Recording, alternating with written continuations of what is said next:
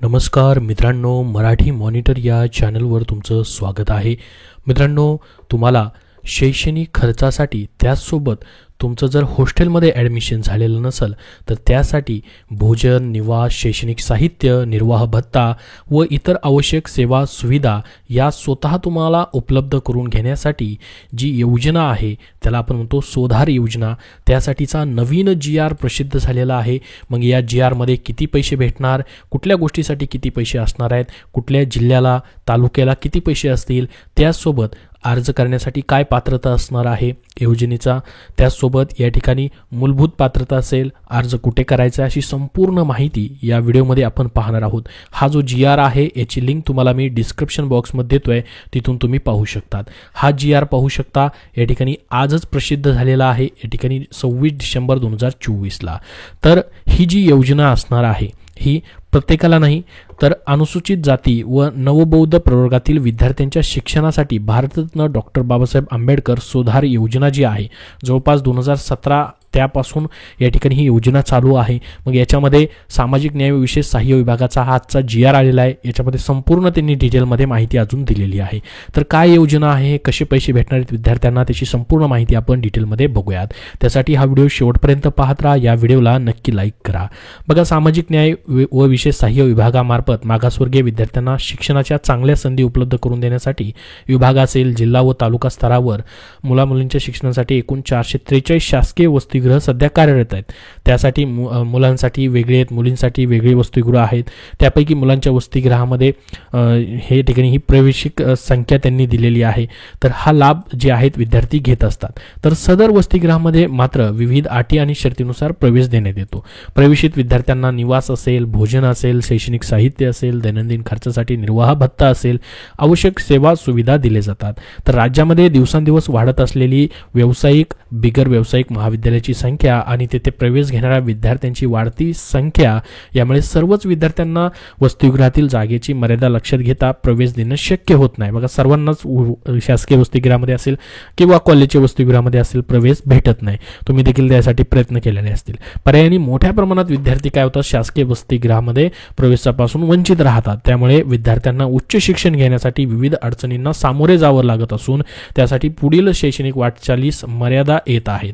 ज्यामध्ये सामाजिक न्याय व विशेष सहाय्य विभागातील शासकीय वसतिगृहात प्रवेश न मिळालेल्या विद्यार्थ्यांना बघा तात्काळ वसतिगृह सुरू करून देणे, तेथे प्रवेश देण्यासाठी जागेची उपलब्धता व बांधकामासाठी लागणारा कालावधी मर्यादा लक्षात घेता सबब मागासवर्गीय शासकीय वसतिगृह न मिळाल्याने अनुसूचित जाती तथा नवबौद्ध घटकातील इयत्ता 12वी त्याचबरोबर 11वी 12वी नंतरच्या व्यावसायिक, बिगर व्यावसायिक अभ्यासक्रमामध्ये प्रवेश मिळालेल्या विद्यार्थ्यांना पुढील शिक्षण घेता यावे म्हणून आता बघा, व्यावसायिक, बिगर व्यावसायिक ज्याच्यामध्ये तुमचं सर्वच आलं, 12वी नंतर तुमचं ग्रॅज्युएशन आलं, इंजिनिअरिंग आलं, डिप्लोमा वगैरे सर्व या ठिकाणी हे कोर्सेस येतात त्यामध्ये.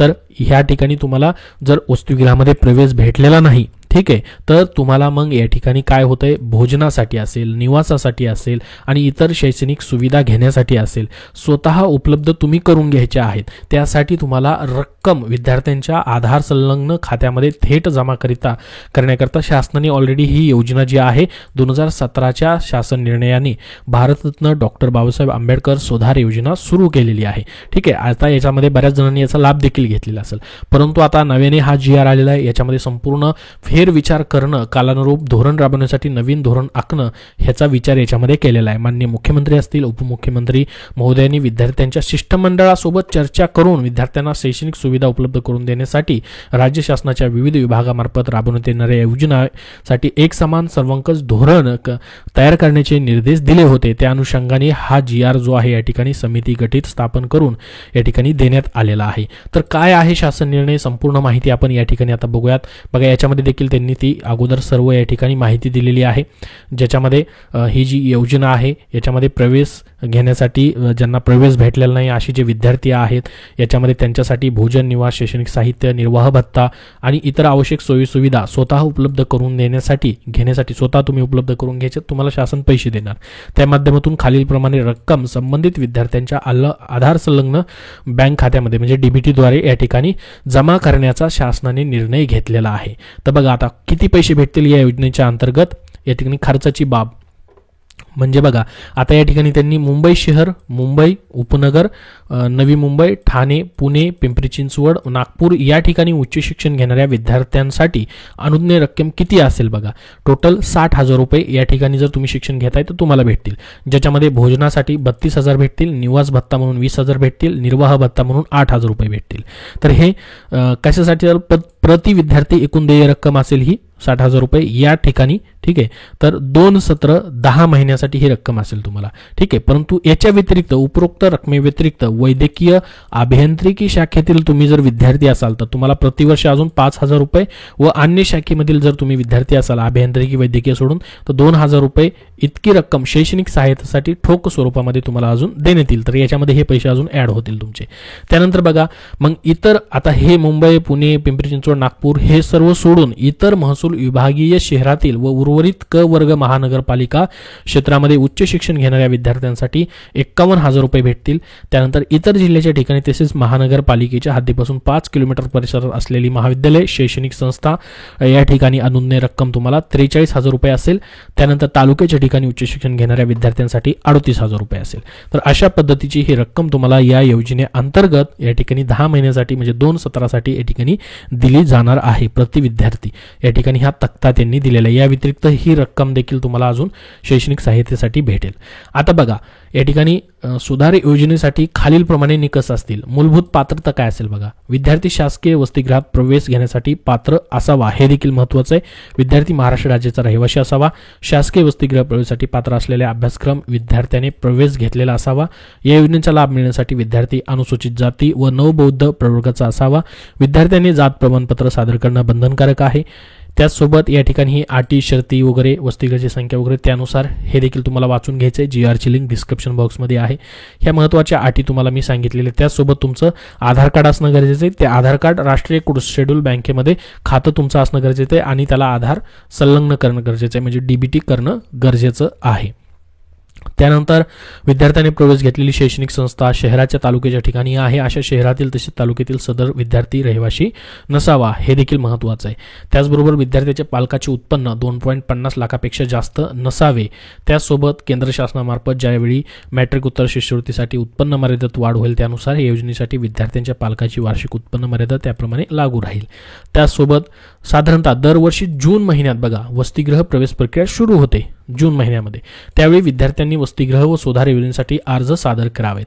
बघा सोबतच तुम्हाला काय करायचंय, आता जूनमध्ये प्रक्रिया ज्यावेळेस चालू होईल त्यावेळेस तुम्हाला वसतिगृहासाठी आणि या योजनेसाठी देखील अर्ज सोबतच द्यायचा आहे. ते कार्यान्वित नसल्यास गृहपाल सहाय्यक आयुक्त यांना ऑफलाईन अर्ज स्वीकारण्याची मुभा राहील. अनुसूचित जाती व नवबौद्ध प्रवर्गातील विद्यार्थ्यास सुधार योजनेचा अर्ज भरण्याची मुदत प्रत्येक वर्षी जास्तीत जास्त 30 नोव्हेंबरपर्यंत राहील. मात्र ज्या विद्यार्थ्यांचा निकाल उशिराने लागल्याने महाविद्यालयाने प्रवेश प्रक्रिया उशिरा होईल अशा विद्यार्थ्यांना महाविद्यालयातील प्रवेशानंतर 1 महिन्याच्या आत सुधार योजनेसाठी अर्ज करता येईल. ठीक आहे, अर्ज करण्यासंदर्भात दिलेली प्रक्रिया आहे. विद्यार्थ्यास शासकीय वसतिगृहात मिळालेले प्रवेश रद्द करून म्हणजेच वसतिगृहातील जागा रिक्त करून सुधार योजनेचा लाभ घेता येणार नाही. जर तुम्हाला हॉस्टेलला प्रवेश भेटला तर या योजनेचा लाभ घेता येणार नाही. दोन्हीपैकी एक कुठलाही लाभ घेता येईल. वसतिगृह प्रवेशासाठी अर्ज केलेल्या विद्यार्थ्याची गुणवत्तेनुसार प्रथमतः वसतिगृह प्रवेशासाठी निवड करण्यात येईल. तदनंतर गुणाक्रमाने सुधार योजनेचा देखील अनुज्ञेय लाभ तुम्हाला भेटेल. सदर योजनेसाठी अनुसूचित जाती प्रवर्गातील तृतीयपंथी या ठिकाणी पात्र देखील असतील. त्यानंतर बघा शैक्षणिक निकष काय काय असतील. सदर विद्यार्थी इयत्ता 12वी 11वी आणि त्यानंतरचे उच्च शिक्षण घेत असावा. विद्यार्थी स्थानिक नसावा. ज्या महाविद्यालयात संस्थेत प्रवेश घेतलाय त्या ठिकाणचा तो स्थानिक नसावा, हे लक्षात राहू द्या. महानगरपालिकेच्या हद्दीपासून 5 किलोमीटर परिसरात असलेल्या महाविद्यालय शिक्षण संस्थेत शिकत असलेले विद्यार्थी सुद्धा योजनेचा लाभ मिळण्यास पात्र असतील. सुधार योजनेसाठी अर्ज करताना विद्यार्थी ज्या अभ्यासक्रमात प्रवेश घेत आहे त्याचा केवळ लगेचच्या मागील वर्षात किमान 50% गुण, जर ग्रेड पे असेल तर ग्रेड असेल, CGPA असणे अनिवार्य आहे. तर ह्याच्यानुसार हे ग्रेडेशन देखील दिले त्यांनी. इतर परीक्षेच्या गुणांचा विचार करण्यात येऊ नये. एका शाखेची पदवी किंवा पदव्युत्तर अभ्यासक्रमासाठी योजनेचा लाभ घेतल्यानंतर पुन्हा इतर शाखेची पदवी किंवा पदव्युत्तर शिक्षणासाठी लाभ घेताय तर योजनेचा लाभ मात्र अनुज्ञेय राहणार नाही. तुम्ही एकदा ग्रॅज्युएशन केले किंवा पोस्ट ग्रॅज्युएशन केले, ठीक आहे, त्याच्यापुरताच भेटेल. तुम्ही पुन्हा डबल अजून दुसऱ्या विषयामध्ये घेताय तर त्यासाठी असणार नाही. इयत्ता 12वी नंतर पदवी अभ्यासक्रमासाठी प्रवेश घेणारा अभ्यासक्रम हा 2 वर्षापेक्षा कमी नसावा. तसेच पदवीनंतर पदव्युत्तर पदविका अभ्यासक्रम कालावधीही 2 वर्षापेक्षा जास्त कमी नसावा. त्याचसोबत शासकीय वसतिगृहामध्ये प्रवेशास पात्र असलेला विद्यार्थी सुधार योजनेसाठी पात्र ठरतो. शासकीय वसतिगृह प्रवेश नियमानुसार महाविद्यालयीन अभ्यासक्रमाच्या मध्यंतरीच्या वर्गात शिकत असलेल्या विद्यार्थ्यांना वसतिगृहात प्रवेश देता येत नाही.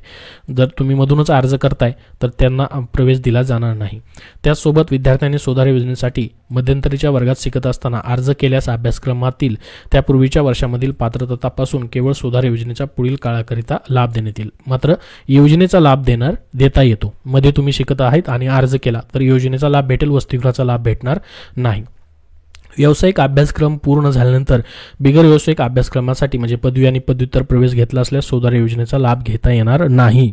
उदाहरणार्थ बघा, अभियांत्रिकीची पदवी BE घेतली तुम्ही, ठीक आहे, BE घेतले आणि त्यानंतर MA साठी प्रवेश घेताय तर असा लाभ घेता येणार नाही. बिगर व्यावसायिक पदवीनंतर व्यावसायिक पदव्युत्तराला लाभ अनुज्ञेय राहील. बिगर व्यावसायिक पदवीनंतर व्यावसायिक तुम्ही घेताय. उदाहरणार्थ तुम्ही BA केलंय, BA नंतर तुम्ही LLB करताय, त्यानंतर BA नंतर तुम्ही B.Ed करताय, B.Com करताय, MBA करताय तर तुम्हाला योजनेचा लाभ घेता येणार आहे. ठीक आहे, तुमचं बिगर व्यावसायिक आहे आणि त्यानंतर तुम्ही अर्ज करताय, लाभ मात्र तुम्हाला घेता येणार आहे. बाकी देखील याच्यामध्ये आरक्षणाबद्दल देखील दिलेले पहा, हे आरक्षण तुम्ही वाचून घेऊ शकता. महिलांसाठी 30% समांतर आरक्षण देखील याच्यामध्ये असणार आहे. त्याचसोबत सुधार योजनेअंतर्गत निवड करण्यात आलेला विद्यार्थी संबंधित अभ्यासक्रम पूर्ण होईपर्यंत लाभास पात्र होईल. ठीक आहे, या योजनेसाठी खास बाब सवलत लागू राहणार नाही. इतर निकष देखील याच्यामध्ये त्यांनी दिलेले आहेत. 10वी नंतरचे उच्च शिक्षण घेत असलेल्या विद्यार्थ्यांस अनुज्ञेय राहील याचा लाभ ते देखील या ठिकाणी दिलेले आहे. एका विद्यार्थ्यास जास्तीत जास्त 7 वर्ष योजनेचा लाभ घेता येईल हे देखील देण्यात आलेलं आहे. ज्याचा अभ्यासक्रम असेल त्या पद्धतीने ATKT बद्दल देखील या ठिकाणी दिलेलं आहे त्यांनी. बाकी भरपूर साऱ्या याच्यामध्ये अटी आणि शर्ती ज्या संपूर्ण योजनेच्या आहेत त्या या ठिकाणी दिलेल्या आहेत. त्यानंतर अनुदान वितरण योजनेसाठी लाभ घेण्यासाठी ज्या जिल्ह्यामध्ये शिकत आहेत त्या जिल्ह्याचे सहाय्यक आयुक्त समाज कल्याण यांच्याकडे त्या विद्यार्थ्यांचा अर्ज तुम्हाला करायचा. ज्या जिल्ह्यामध्ये शिकताय तुम्ही त्याच जिल्ह्यामध्ये तुम्हाला जे समाज कल्याण ऑफिस आहे त्या ठिकाणी अर्ज करणं गरजेचं आहे. तिथूनच तुम्हाला संपूर्ण लाभाची प्रक्रिया केली जाणार आहे. विद्यालयामध्ये तुमची कॉलेजमध्ये 75% उपस्थिती देखील असणं आवश्यक आहे. लाभ मिळवण्यासाठी आवश्यक कागदपत्र, स्थानिक रहिवासी नसल्याचं तुम्हाला नोटरी प्रतिज्ञापत्र करून द्यायचं आहे. माहिती खरी आहे अचूक आहे त्याबद्दल स्वघोषणापत्र द्यायचं आहे. शासकीय वसतिगृहात प्रवेश घेतला नसल्याबाबतचं प्रमाणपत्र द्यायचं आहे. भाड्याने राहत असल्याबाबतची भाडेचिठ्ठी, भाडे करार द्यायचा आहे तुम्हाला. महाविद्यालयात प्रवेश घेतल्याचा पुरावा देखील तुम्हाला द्यायचा आहे. परत हे सहनियंत्रण आहे, याच्याबद्दल कोण कोण नियंत्रण ठेवेल ही पुढची शासकीय प्रोसेस आहे. तर अशा पद्धतीचा हा GR या योजनेबद्दलचा प्रसिद्ध झालेला आहे. तुम्ही या योजनेसाठीचा लाभ जून महिन्यापासून या ठिकाणी घेऊ शकतात. म्हणजे शासकीय वसतिगृहाचे प्रवेश चालू झाल्यानंतर किंवा मध्यंतरी देखील याच्याबद्दल तुम्ही या ठिकाणी समाज कल्याण ऑफिस ज्या ज्या जिल्ह्याच्या ठिकाणी आहे त्या ठिकाणी याबद्दलची चौकशी जास्तपणाने करू शकतात. ही जो GR आहे ही पूर्णपणे महाराष्ट्र शासनाच्या वेबसाईटवरती देखील आहे किंवा लिंक तुम्हाला मी डिस्क्रिप्शन बॉक्समध्ये देतोय आणि आपल्या टेलिग्राम चॅनलवरतीही तुम्हाला पाहायला भेटेल, तिथून तुम्ही बघू शकतात. याबद्दल अजून तुमचे काही प्रश्न असतील तर कमेंट बॉक्समध्ये नक्की विचारा. हा व्हिडिओ जास्तीत जास्त तुमच्या मित्रांपर्यंत शेअर करा जेणेकरून त्यांना महत्त्वाचे अपडेट भेटेल आणि आपला चॅनल पुढील अपडेटसाठी सबस्क्राईब करून ठेवा.